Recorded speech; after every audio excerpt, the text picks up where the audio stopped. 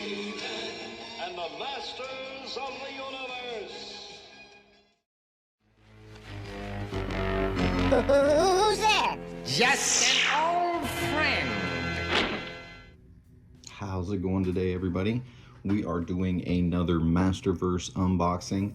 This is the Revelation series Skeletor by Masterverse. I'll give you a look at him there in the box.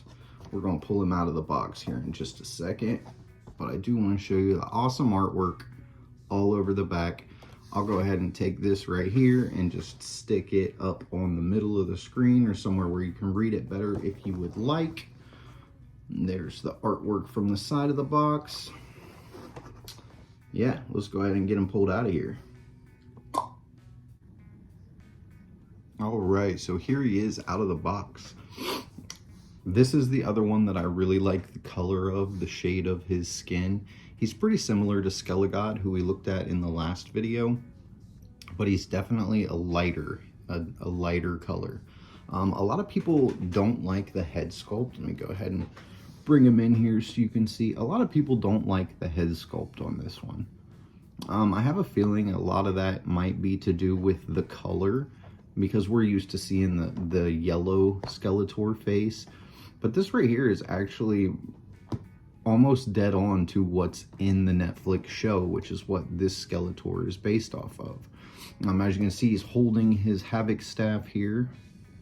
Go ahead and give you a 360 of that. Nice. One of the nicer Havoc staffs that I've seen out of the characters that I've been unboxing. Skelegod didn't even come with a Havoc staff, which just blew my mind. I thought for sure Skelegod would have a Havoc staff, but he did not. Let me get him repositioned so he'll stand back up here.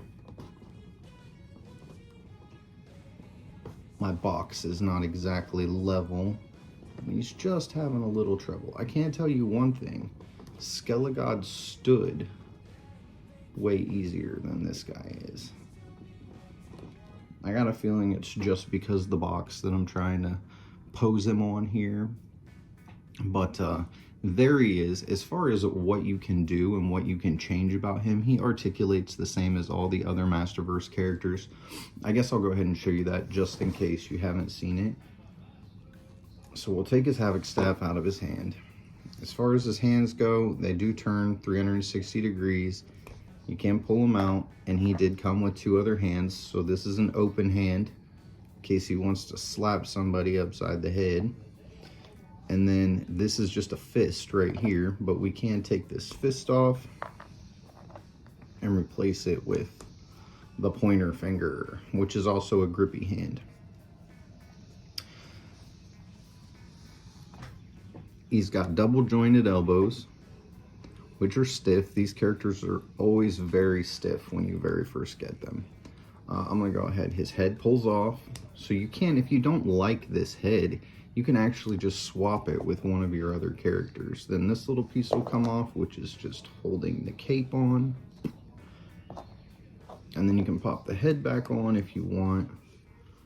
No cape, but he doesn't have the shoulder bits there. So I don't know why, other than because it holds the cape on, is the only reason I can think why they made this separate, was just something to hold that cape in place. So there he is with that on. The only problem with that is it kind of turns, and then the bones here in the middle, they just get off center. And if you're like me, then that's, you know, something you don't want to see happening. And there he's just gonna stand there and point at you for a little bit. As far as his legs go, he does have the halfway through the thigh bend, the double jointed knees. Oh, that bottom joint is so stiff. Double jointed knees. The calves turn. The feet, 360 on the feet, as well as they do go forward and backward. So that's pretty cool. It helps with posing him.